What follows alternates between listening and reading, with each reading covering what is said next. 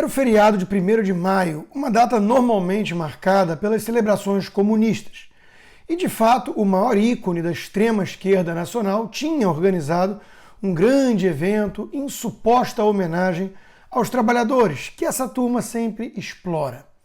Lula contaria com as centrais sindicais, cúmplices de sempre, além de tucanos, seus instrumentos de poder, e a galerinha do PSOL, os dinossauros que dispensam até visitas a museus de quem quer voltar no tempo. Se a classe operária tudo produz, a ela tudo pertence, escreveu Sâmia Bonfim. Claro, uma operária de fábrica, né?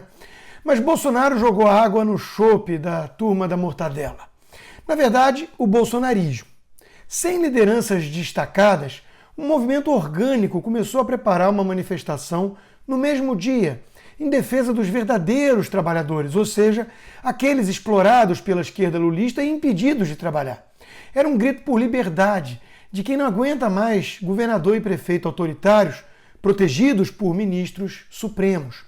Um caso claro é o de João Agripino Dória, governador de São Paulo, que chegou ao ápice da cara de pau de se solidarizar com os milhões de desempregados, cujas medidas restritivas do seu governo produziram ou aumentaram muito a quantidade. Se juntar Mandetta, Dória, Amoedo, Eduardo Leite, a tal terceira via, não consegue colocar nem 10% da quantidade de pessoas que vimos nas ruas nesse fim de semana, a menos que seja para correr atrás deles. Eis o fato, tinha gente pra caramba. Milhares e milhares de carros que tinham pessoas com mais receio de se aglomerar, e mesmo numa pandemia, era muita gente também formando paredões humanos nas principais vias do país, mostrando o apoio popular ao presidente. Mas eis como a mídia relatou o ocorrido. Protestos pró-Bolsonaro interditam ruas e fazem carreatas em vários estados, dizia a manchete do UOL. Alguém já viu uma chamada falando do MST interditando as ruas nas suas manifestações? O jogo nunca esteve tão escancarado. Os isolacionistas radicais perderam. O povo não caiu na narrativa pseudocientífica e foi às ruas clamar por liberdade e defender o governo legitimamente eleito contra os golpistas supremos. Nossa democracia ainda respira. E a prova de que os patriotas não caem na conversa fiada dos inimigos da democracia está na reação ao deputado Arthur Duval, o Mamãe Falei, que tentou lacrar e foi enxotado sob gritos de lixo, lixo, lixo. Paulo Filipos, um ex-membro do MBL, resumiu: ver milhões de trabalhadores nas ruas hoje, contra a vontade do MBL, e sujeitos como Arthur Duval sendo expulsos por pais e mães de família ao som de lixo, lixo, lixo, é emblemático. O MBL respira por aparelhos desde que decidiu trair o povo brasileiro que dizia defender. Aqui se fez, aqui se paga. Mamãe lixei. E o povo percebe. Os carinhas do MBL se perderam totalmente. Diante da perda das narrativas e do controle das ruas, partiram para ofensas gratuitas contra gente séria e trabalhadora, seus eleitores de ontem, inclusive. Mais do que qualquer coisa, esses atos bolsonaristas são entretenimento para idosos, escreveu Renan Santos, o fundador do MBL. São como fãs de Justin Bieber mais velhos. A diferença é que o Bieber deles gosta de rachadinha, concluiu. Mobilizavam idosos entediados antes, em 2015? Finge não saber se tratar basicamente do mesmo público? Só porque hoje os patriotas enxotam os oportunistas do MBL, que preferem até o ladrão Lula, sob esse pretexto da rachadinha? Bolsonaro, aliás, fez a máscara tucana de vários petistas cair feito jaca podre. O melhor exemplo talvez seja o da jornalista comunista que se passava por tucana e, diante da multidão nas ruas, resolveu mostrar de vez os dentes afiados pelo lulismo. Na disputa entre Lula e Bolsonaro, só há um extremista: Bolsonaro! Repito o que disse em 2018. O PT jogou o jogo democrático e Lula quer cancelar a democracia. E Bolsonaro quer cancelar a democracia. Olha o ato falho, escreveu Miriam Leitão.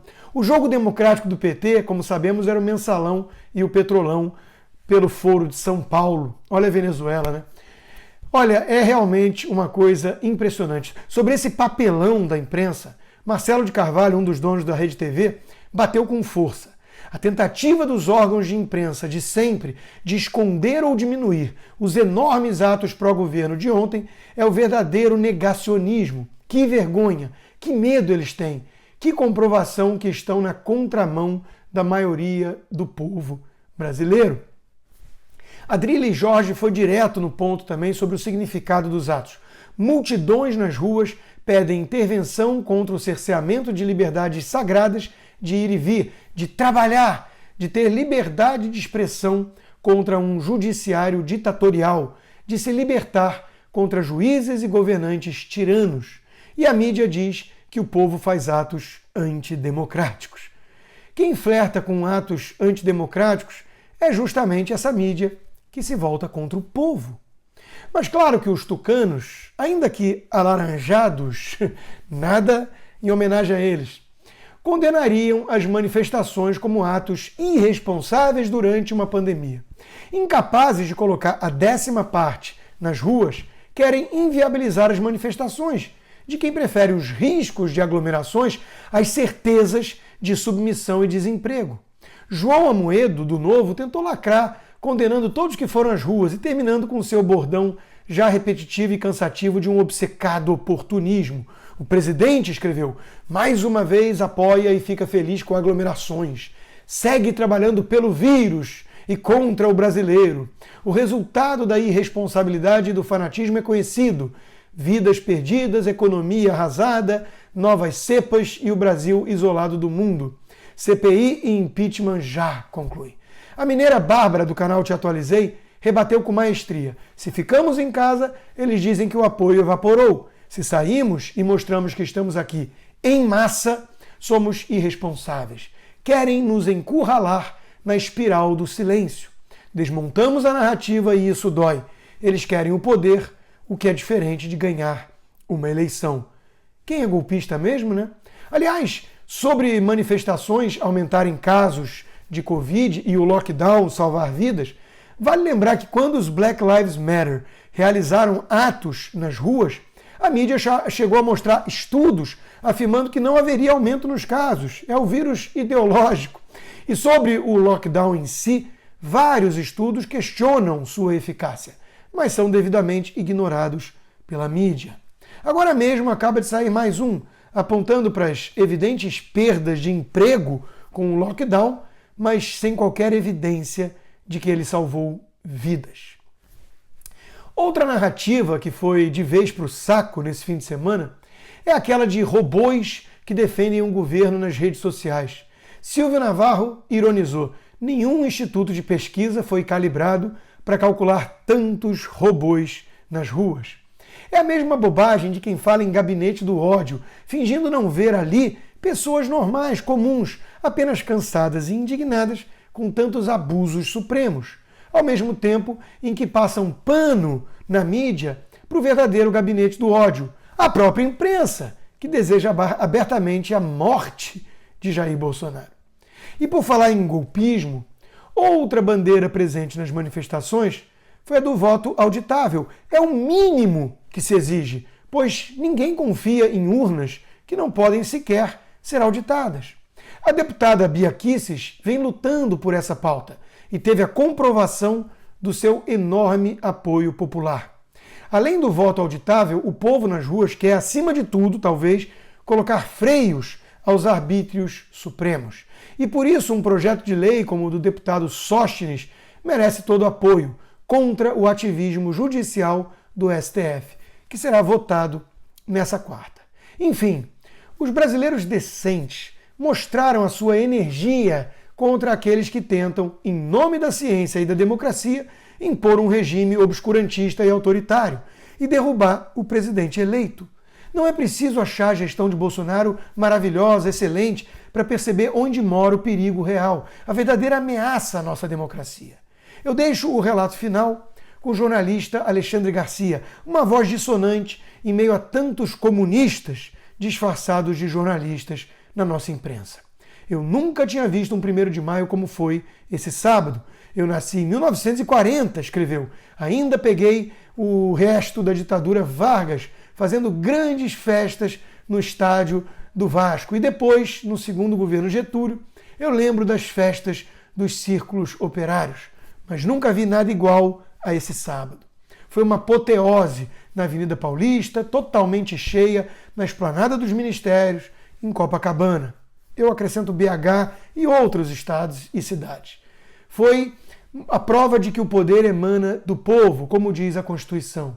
Não é da mídia, é do povo, diz Alexandre Garcia. E o povo expressou, em primeiro lugar, censura ao Supremo. Em segundo lugar, apoio ao presidente. Em terceiro lugar, pedido de voto auditável. E em quarto lugar, os gritos de eu autorizo, dizendo que a fonte de poder está transferindo o poder ao presidente da República para fazer o que for necessário para que as pessoas não saiam mais da Constituição. Porque a Constituição tem tido alta frequência de desrespeito. Estão desrespeitando direitos constitucionais de uma cláusula pétrea, que a própria Constituição diz que não pode sequer ser abolida em uma emenda, mas aboliram. Fica aqui o registro da manifestação popular, conclui Alexandre Garcia. Ninguém fez propaganda em órgãos tradicionais da mídia, ninguém anunciou, ninguém falou, a não ser nas redes sociais. E foi essa surpresa, essa explosão de manifestação de pessoas de todas as idades que saíram de casa para se expressar. Na minha síntese, os golpistas têm a mídia, mas Bolsonaro tem o povo ao seu lado.